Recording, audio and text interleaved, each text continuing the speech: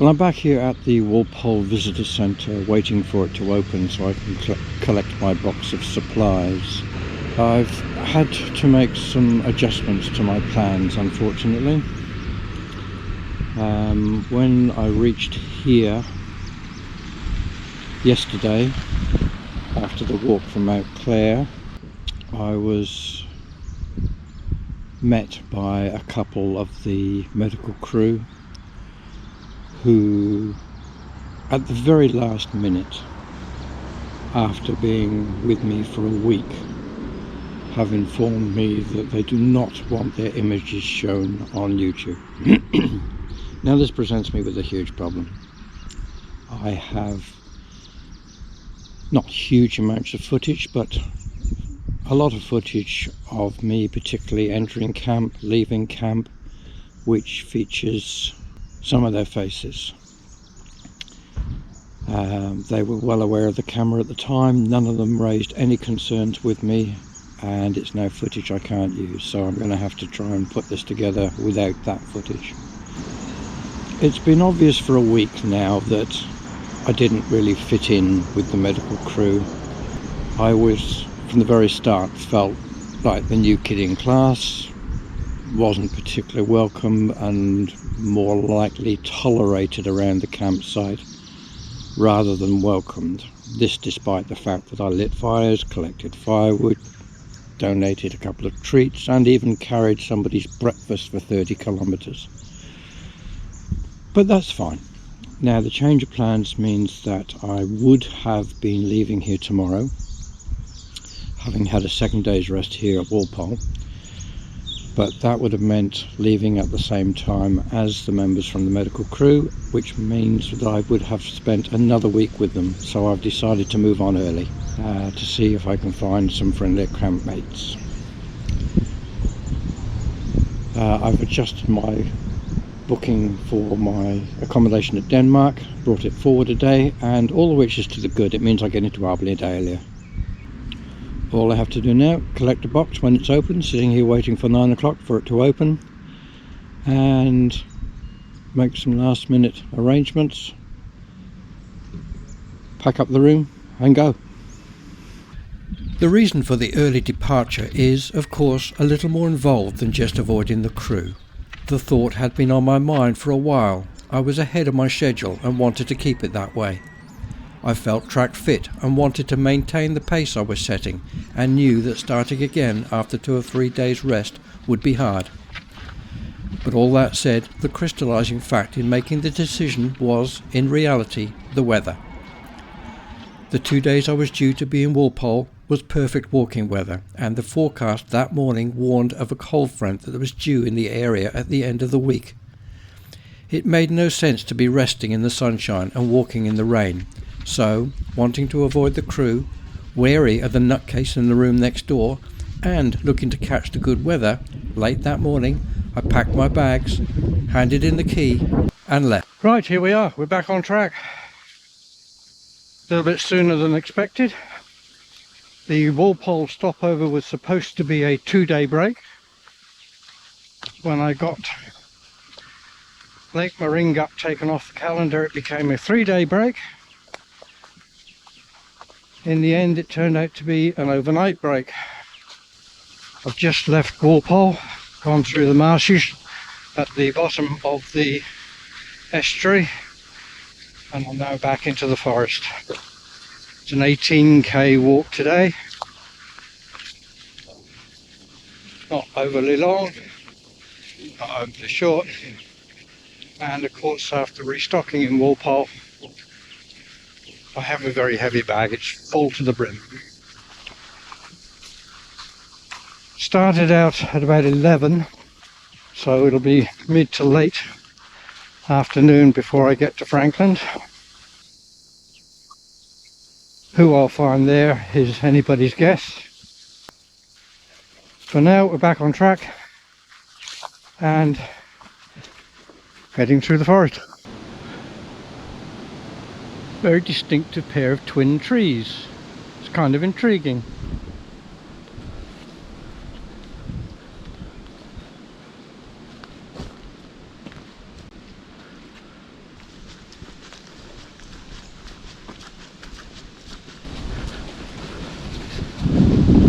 joined this old road temporarily. It's quite actually a spectacular drop off the side. You won't see much on the camera, but right down there is a very steep valley right down to the Franklin River apparently. And this, as the cycle tracks tell us, is once again a dual path with our old friend Billy. Well, I'm approaching Franklin River campsite, and in a change to the past week, it's not a case of which one of us got here first, it's a case of who's here at all. This is a whole new bunch, or am I on my own? First chance in a long time for me to be in a hut on my own. I've just a feeling I'm not going to be. There's a young lady, Maddie, who I've been one day behind ever since I left Collie, was due for 1 day's rest in Walpole. So she's done that and I haven't. It could well be that I catch her up at long last. But as we approach the campsite, any minute now, we'll find out. Ooh, this one's a bit different. It's on stilts. Looks like a Queensland house. I can hear the river in the background, which is obviously what the campsite is named after.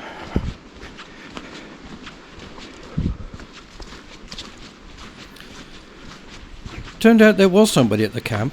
Unfortunately, my sudden arrival seemed to startle him somewhat.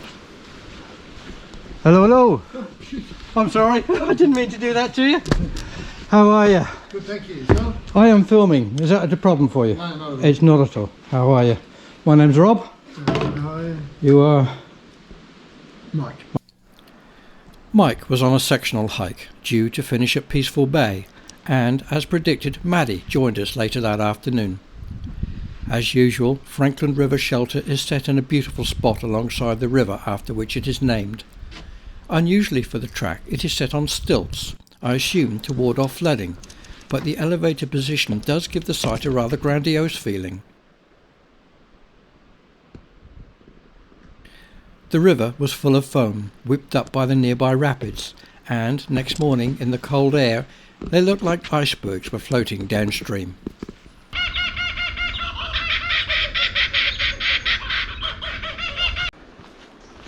Good morning. Just leaving Franklin River. The change of company has paid off handsomely. Got to the camp yesterday and met Mike, and shortly thereafter joined by Maddie. Now I've been following Maddie a day behind ever since I left Collie, looking at her entries in the book, and because she had taken her day off in Walpole, whereas I didn't, I've now caught her up. And the atmosphere around camp is 1000% better. I'm loving it. It's a late start today, it's nearly 9 o'clock, but it's a very short walk today, only 15 k's to Giants campsite. In between here and there is the Valley of the Giants walk, which we'll take a look at, and I'm promised a coffee van, which I will indulge in. Shouldn't take long to walk today. Be there just after lunch, I should think.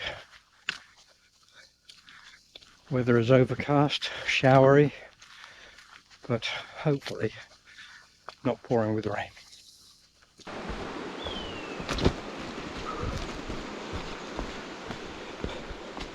Now this is Sapper's Bridge.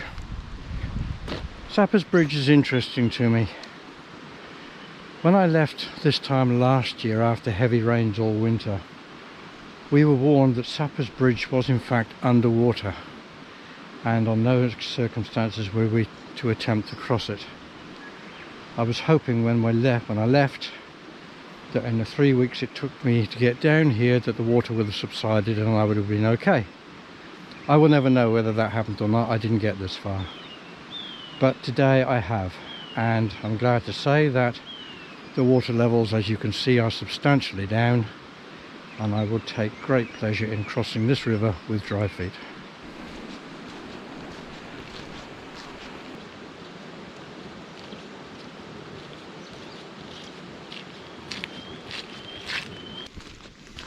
As the tyre tracks clearly show, we have once again joined the Mundabiddy track. Still haven't seen a cyclist on it, but I know they're here somewhere. I saw one in Walpole and had a quick chat to him. We agreed that cycling was far quicker and easier than walking.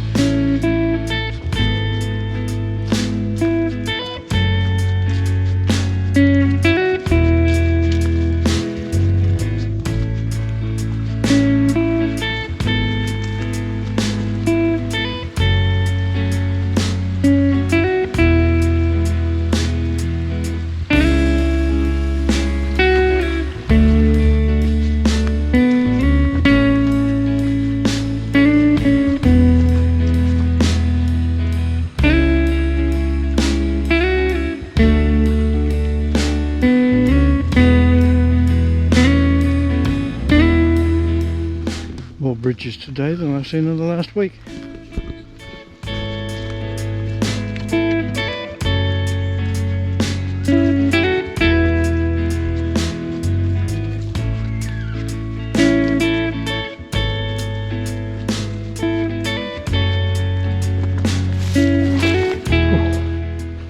Guess what? Got another bridge.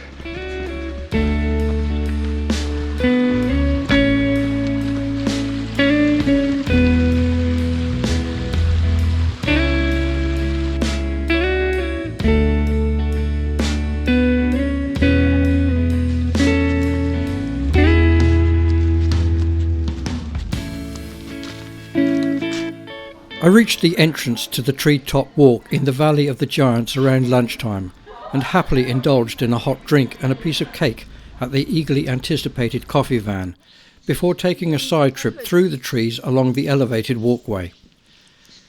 Suspended up to 40 metres above the ground, this 600-metre long walkway winds its way through the top of the tingle trees. It was a welcome change to be above the treetops after weeks of having them tower over me.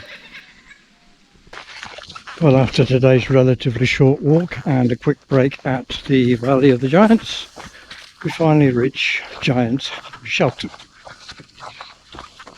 I'm the first one southbound today because Maddie and Mike left after me. It's really just a case of whether there's any northbound walkers here.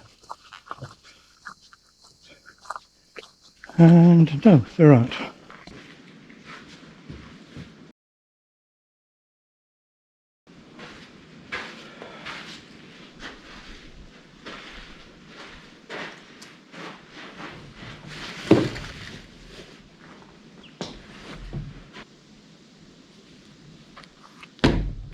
Right, paperwork done for another time. Giants Campsite, named for the nearby Valley of the Giants, is a standard Northern design shelter able to accommodate up to 15 hikers at a time. Built in 1998, it had to be rebuilt in 2008 after it was partially destroyed by a falling tree. Alone in the shelter as I set up camp, Mike joined me later that afternoon, and, later still, Maddie made it 3 for the night.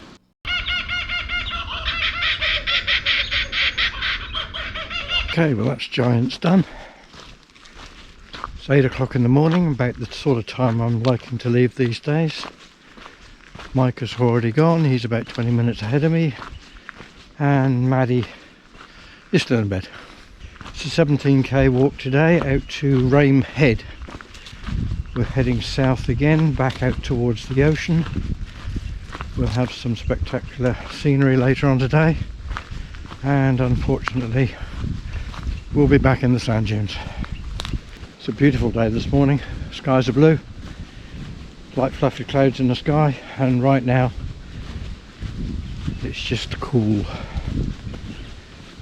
I don't doubt that it's going to get a little bit warmer as we get exposed nearer the coast, but that's a problem for later on. Massive burl on this marri tree and very low down. You often see these things. I think it's where the tree has been injured in the past and it's like a scar tissue has grown around the trunk. But this one's right at the bottom and it's massive. These things are highly prized by woodworkers who can cut them through horizontally, and they make things like tabletops out of them. When you cut it through that way, the grain has a beautiful swirly effect that when polished up is stunning.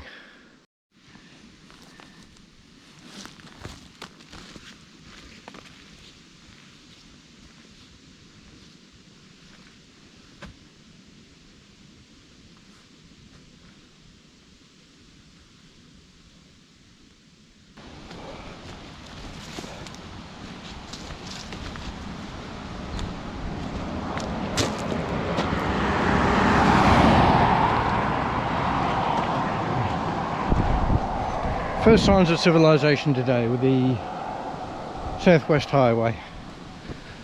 Funny to think I was driving along this not 2 weekends ago, distributing boxes forward of my then position at Pemberton.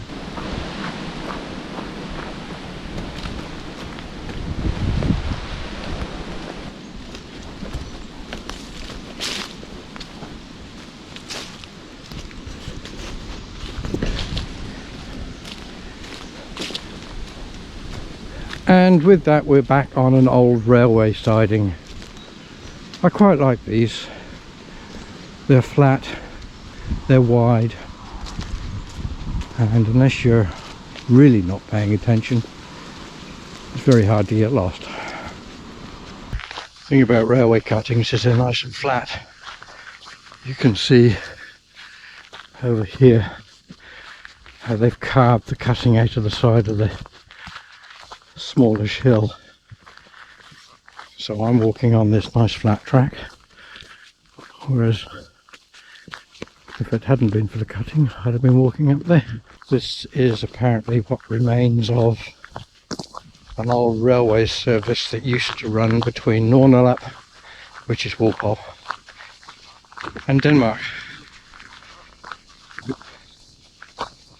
It's now a marked out an independent walking trail that we share. Okay, well that's the end of the railway cutting. We've come to a T-junction. The other bike trail goes off to the right with its little train logo, and as you can see the track goes off to the left. I've been going just over an hour. I've just done over 4k. So far so good. Weather is turning into a beautiful day. Skies are getting bluer, sun's getting brighter. Right now it's still nice and cool and perfect walking weather. To be honest, I'm quite enjoying the walk through the woods. Isn't that beautiful? Can you see that? My two favourite scenes in the same picture. Farmland and the coast. First sight of the coast since I left it a couple of days ago, leaving Walpole.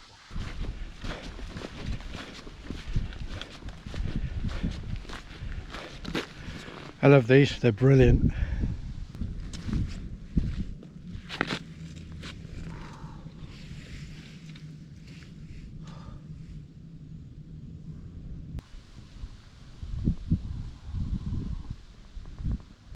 Why haven't we got them in the Kalamunda Hills?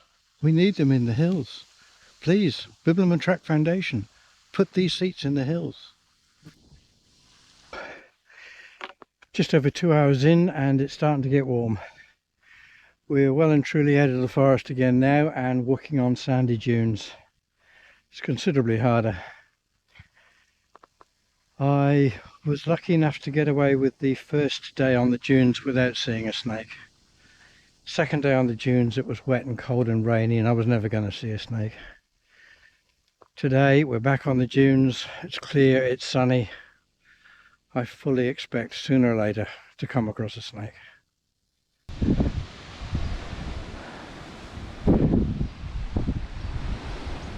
Still no snakes.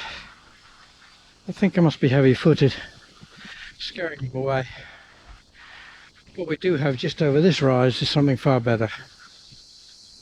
Watch this.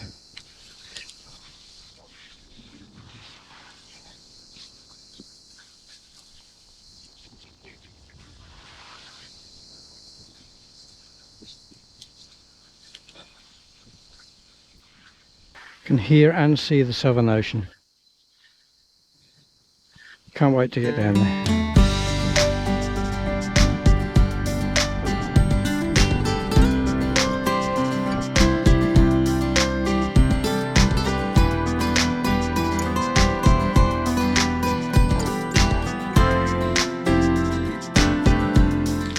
Well, after 14 k's I've come to Conspicuous Beach. Just around the corner there, I can hear it in the background. Time for a break. Time for Snickers.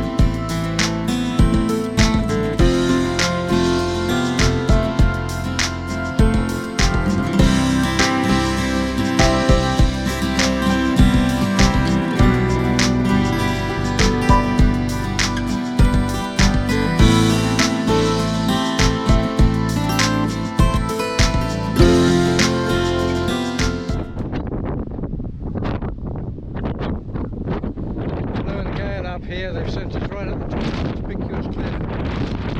Right down there's the beach I was walking towards. It was spectacular. It's blowing me sideways off the path. Southbound walkers find that the Ramehead shelter seems to pop out of nowhere, hidden as it is in the dunes. Mike was already there, and we were later joined by John, another sectional walker, and Maddie. The fine weather lasted the rest of the afternoon, but as evening rolled in, so did the rain. Join me again next time when I spend a peaceful night in, well, Peaceful Bay, and take a canoe trip.